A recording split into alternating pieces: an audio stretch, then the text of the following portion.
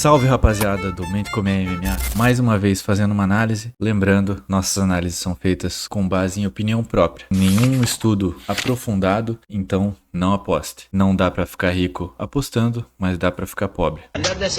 Hoje a gente vai estar falando das lutas mais interessantes, então vamos estar falando meio por cima das lutas mais desinteressantes e focando mais nas melhores lutas da noite. Essa luta, Francisco Prado contra o Charles Radke, ambos são bem inconsistentes dentro do UFC, mas eu apostaria no Charles Radke porque o Francisco Prado tá numa decrescente muito forte e acredito que essa seria a luta onde ele vai estar passando a mão no trigo, certo? Vai estar ganhando uma carta de alforria aí do UFC. Kelvin Gastelum, um cara que tinha muito potencial, mas não tem muita disciplina com relação ao próprio corpo e nem com, digamos assim, uma ética de treino. Palavras dele mesmo, ele não consegue ficar longe da comida. Vicente Luque é uma lenda brasileira aí do esporte, né? Teve muitas guerras dentro do UFC. Não é um cara muito velho, mas teve muitas guerras, né? Eu apostaria no Vicente Luque por decisão, por pachequismo mesmo. Que dificilmente você vai me ver torcendo contra um brasileiro. Essa luta aqui, Espadilha contra Markel Medeiros, não conheço nenhum dos dois lutadores. Tatiana Soares e Lupe Codines, desinteressante, então vamos pular também. Passando para a luta do Matheus Gamrot e do Esteban Ribovics, essa luta é para ser muito interessante. Um grappler muito bom contra um cara que não foi testado ainda, mas tá numa crescente e parece ser muito habilidoso. É para ser uma luta de apresentação do Esteban Ribovics com top 15. A última tentativa dele foi chamar o Moicano e o Moicano não quis, por não ser uma luta muito expressiva, né? Esteban Ribovics é um cara até desconhecido até o momento, mas o Matheus Gamrot dificilmente foge de um call-out ou de uma luta. Então a gente vai ver aí, possivelmente, o Esteban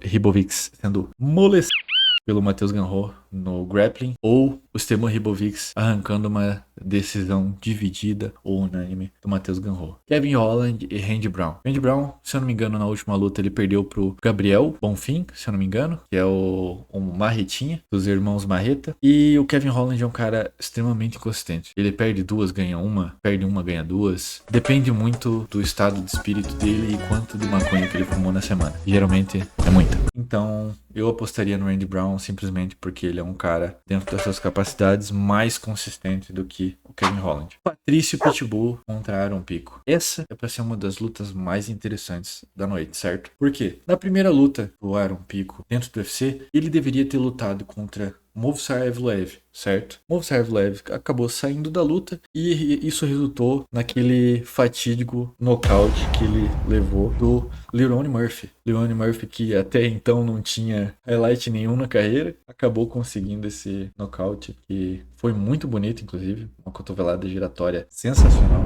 E o Aaron Pico caiu sem sinal. Foi muito azar da parte dele, né? Ter que ter feito essa luta e ter caído mordendo o protetor pra frente. Mas essa é uma luta muito melhor pra ele contra o Patrício Pitbull. O Patrício teve a sua chance dentro do UFC, já teve outras apresentações e todas elas foram, digamos assim, medianas, para não dizer desinteressantes. Ele conseguiu arrancar uma decisão aqui, uma decisão ali e perdeu também pro Yair Rodrigues, pro Pantera. Então ele teve a sua chance. Pelo bem da categoria, né? Eu espero que o Aaron Pico ganhe essa luta de forma expressiva para ele conseguir já se alavancar dentro dos rankings do peso pena, certo? Que, na minha opinião, é uma das categorias mais empolgantes do UFC. Passando agora pro card principal. A luta de abertura do card principal é do Cub Swanson e do Nate Landwehr. É uma luta de velhos, digamos assim, né? Porque vai ser uma luta de aposentadoria do Cub Swanson. É um cara que tá no UFC há muitos e muitos anos, já lutou com muita lenda do UFC, certo? Ele já até teve uma luta aí com o Charles Oliveira do Velho Testamento, e foi na época que o Charles Oliveira era só um menino dentro do UFC. Já lutou com o Dustin Poirier quando ele também era só um menino. Então, a gente pode dizer que ele foi pai de muitos dos nossos lutadores favoritos de hoje em dia. Ele lutou com muita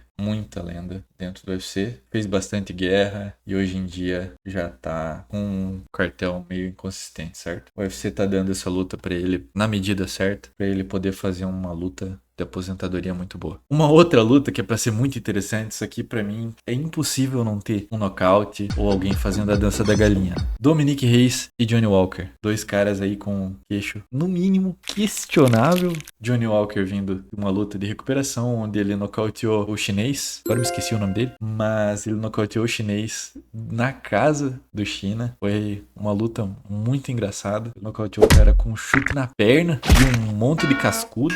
Eu posso fazer uma intervenção aqui que não nocauteou, né? Ele matou o chinês e o juiz assistiu comendo pipoca. Caramba, o cara tava esperando o chinês morrer, realmente. E o Dominic Reyes, que tá vindo de uma triste derrota contra o cara que vai estar disputando o cinturão na mesma noite, o Carlos Ulberg. Mas a gente vai chegar pra falar do Carlos Ulberg na próxima. Dominic Reyes teve bastante luta boa, um cara que, na opinião de muitas pessoas, deveria ter ganho do John Jones. Foi uma luta muito próxima, certo? E muita gente marcou essa luta pro John Jones, muita gente marcou essa luta pro Dominic Reyes, mas a gente não trabalha com quase, ou se, ou talvez, certo? O que foi dado vitória é a vitória, então Dominic Reyes, depois dessa luta, acabou caindo numa decrescente aí e tá lutando contra o Johnny Walker nesse sábado. Eu vou esperar de coração que o Johnny Walker ganhe essa luta, porque é um cara que entretém demais, um cara carismático, e sendo na derrota ou na vitória, ele tá sempre entregando ali, tá caindo pra frente, não faz luta chata. Vamos torcer aí pra ele manter essa linha de vitória, né? Pra ver se ele faz mais uma corrida pelo cinturão, quem sabe? Imaginou uma luta de Johnny Walker contra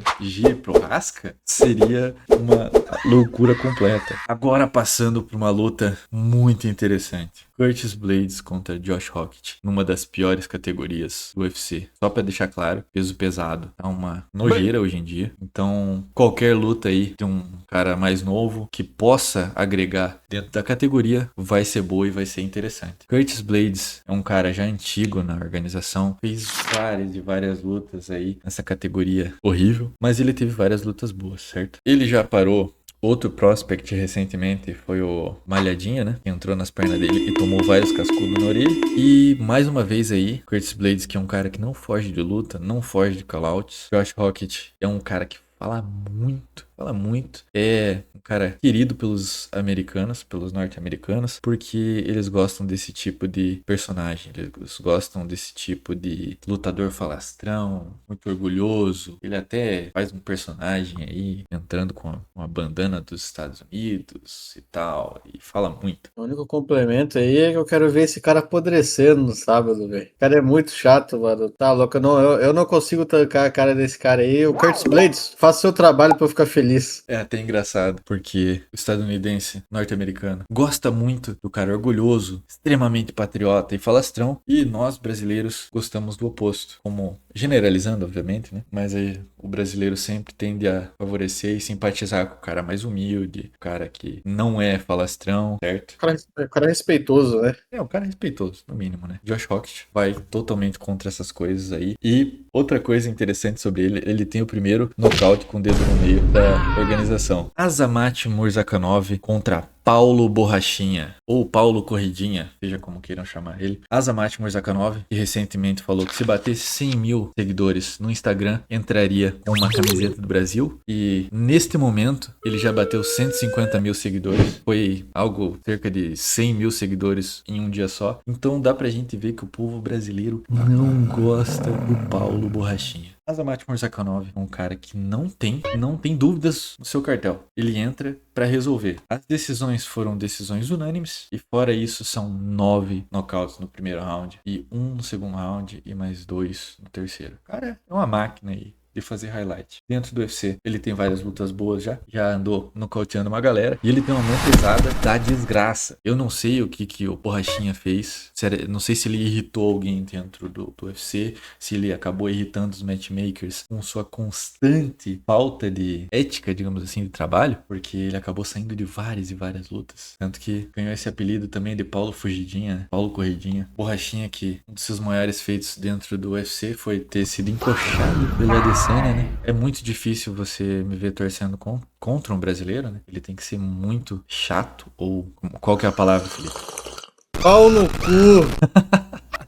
Essa é a palavra, Felipe. Essa é a palavra. Ele tem que ser muito pau no cu. Tem que ser muito otário pra gente acabar desgostando dele. Geralmente aqui a gente vai torcer pro brasileiro. E o Borrachinha é um cara que já deixou claro que ele não se importa e nem quer o apoio dos fãs brasileiros. Então, Brasil é Azamat Murzakanov nesse final de semana. Agora vamos estar passando aí pro Main Event. O que era pra ser o co-main event, só um adendo, era pra ser Joshua Van contra Tatsuro Taira. E acabou caindo essa luta por alguma lesão do Joshua Van. O homem com o cinturão de papel. Mas não vamos estar adentrando nessa análise nesse momento, certo? Vamos guardar pra próxima análise, onde eu vou estar desossando esse rapaz aí. Agora vamos falar de Jiri Prohaska e Carlos Huber. Jiri Prohaska, o que a gente tem pra falar desse homem aí? Desse samurai? Eu acredito que é impossível ter luta chata desse cara. É um cara muito carismático, simplesmente pelo seu jeito de lutar e o seu jeito esquisito de promover as lutas dele, certo? I'm coming! A gente tem bastante highlight dele dentro do UFC aí, tanto nocauteando pessoas, fazendo lutas incríveis, mas também coisas esquisitices. Vários pulinhos esquisitos, um golpe fantasma, golpes rodados. E dentro do UFC, ele só teve um algoz até agora. O único cara que conseguiu resolver esse caos foi o Alex Pereira, o nosso índio. Poatan nocauteou ele 2 vezes, então realmente é a antítese para esse caos do Jiri Prohaska, certo? Jiri Prohaska tem muita luta boa dentro do UFC e vai ser impossível. É realmente impossível Jiri Prohaska não fazer Carlos Huber entrar nesse caos e não acabar sendo nocauteado. Na minha opinião, é impossível. Pode apostar a casa. Mentira, não aposta. Mas aposte a casa no Jiri Prohaska. Isso aí. É impossível o Jiri não ganhar essa luta. Pra mim, a única pessoa que pode e já conseguiu ganhar do Jiri é o Poatan, que subiu pro peso pesado. Então, o Jiri, pra mim, vai acabar reinando nessa categoria. Mesmo que o próximo desafiante aí do cinturão seja o Ankalaev, na minha opinião, é extremamente difícil lidar com esse estilo de luta. É muita imprevisibilidade. Deve ser um cansaço mental e físico você ter que acompanhar esse movimento errático do seu oponente e não consigo nem imaginar. Ele tem um estilo onde ele é extremamente evasivo, se movimenta muito, troca de base, varia golpe de todos os ângulos possíveis, certo? E todo mundo até agora teve dificuldade, até mesmo o Poatan. Poatan acabou recebendo uns golpes pesados na luta dos dois. Acredito que o Carlos Huber, no seu estilo de luta, não vai conseguir parar esse caos. Acredito que do primeiro ao terceiro round vai ser uma luta onde o Jiri vai estar procurando distância, vai estar ali tentando encontrar seus golpes, da mesma maneira que ele faz na maioria das suas lutas. Ele começa testando a sua distância, testando o oponente, analisando os golpes do oponente e adaptando o seu jogo de esquiva. A luta do Jiri Prohaska contra o Jamal Hill é um bom exemplo. A luta dele contra o Rakic também é um bom exemplo. A luta contra o Khalil Rountree é um exemplo ainda melhor, porque ele adaptou muito bem contra o jogo explosivo do Khalil, onde ele dava vários golpes, colocando pressão para cima do Jiri. Porém, no terceiro round, Khalil também sucumbiu a esse caos. É extremamente difícil você manter o ritmo, seja físico ou mental, contra esse cara que é extremamente imprevisível. Carlos Huber, até o momento, teve lutas medianas, vamos dizer assim, certo? A melhor luta dele até agora foi contra o Dominic Reis, que infelizmente está vindo numa decrescente forte aí, né?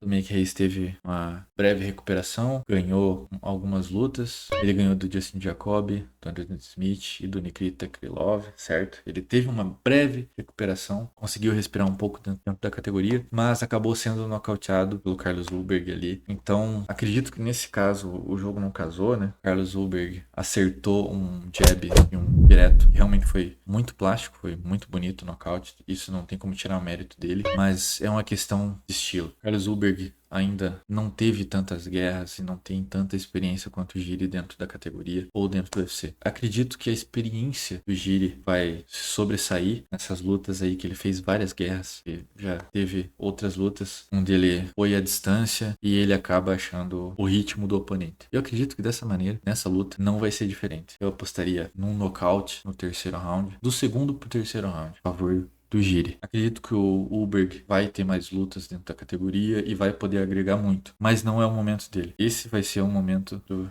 gire, recuperar o seu cinturão. Se você gostou da análise, já deixa um likezinho, se inscreve aí e comenta se você discordou de alguma coisa, pode deixar aí no comentário. Gostaria muito de saber a opinião aí de você inscrito e que tá acompanhando o nosso canal, beleza? Continua acompanhando o canal, semana que vem a gente vai estar voltando aí com a possível análise desse card e vamos ver quanto que a gente errou e quanto que a gente acertou, certo? Lembrando, não aposte, mas pode apostar a casa no Samurai.